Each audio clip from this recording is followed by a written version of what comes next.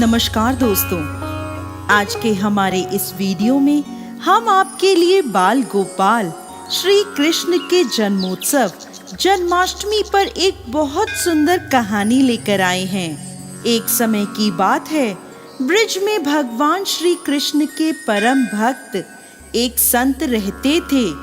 वो प्रभु के परम भक्त थे और सुबह शाम बस श्री कृष्ण की पूजा अर्चना में लगे रहते थे। वो दिन रात भागवत का पाठ करते रहते थे। उनके घर में उनका एक छोटा सा 4 साल का बेटा था।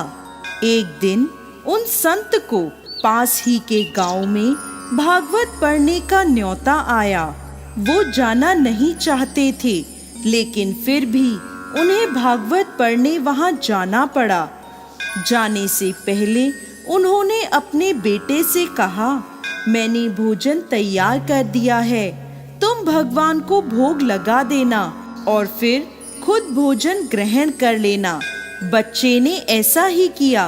उसने थाली में भोग लगाया और भगवान श्री कृष्ण के आगे थाली रख दी और बोला, लीजिए प्रभु, भोग लगाइए।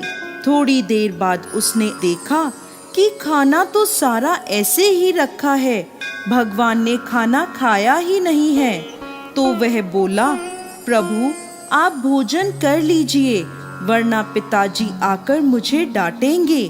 फिर वह देखता है कि भगवान तो भोजन कर ही नहीं रहे, तो वह रोने लगा और बोला, प्रभु आप भोजन कर लीजिए, आप भोजन करेंगे तभी मैं भी कुछ खा पाऊंगा, मुझे बहुत भूख लगी है, भोजन कर लीजिए। ऐसा कहकर वो बालक रोने लगा। तब भगवान श्री कृष्ण को उस बालक पर दया आ गई और वह बाल रूप में वहां प्रकट हुए और भोजन ग्रहण किया। शाम को जब वह संत भागवत पढ़कर वापस आए तो पूछने लगे, ठाकुर जी को भोग लगा दिया था? अबोध बालक बोला, हाँ पिताजी, मैंने ठाकुर जी को भोग लगा दिया था और ठाकुर जी ने भी पूरा भोग खा लिया। ये सुन संत मुस्कुरा दिए। अब यह रोज का नियम हो गया। संत सुबह जाने से पहले भोजन बनाकर जाते और बालक भगवान श्री कृष्ण को भोग लगाता। श्री कृष्ण बाल रूप में प्रकट होकर भोजन ग्रहण करते। एक दिन संत ने सोचा, बालक रोज किसे भोजन कराता है, ये तो देखना ही पड़ेगा। उन्होंने लड्डू का भोग बनाया और बालक को भोग देकर बोले, भगवान को भोग लगा देना, मैं भागवत पढ़ने जा रहा हूँ।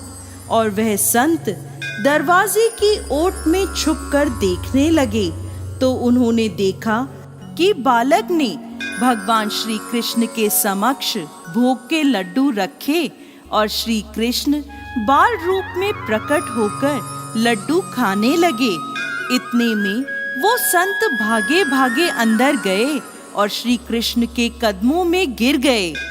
संत के आते ही बाल गोपाल ने हाथ में लड्डू लिए प्रतिमा का रूप धारण कर लिया।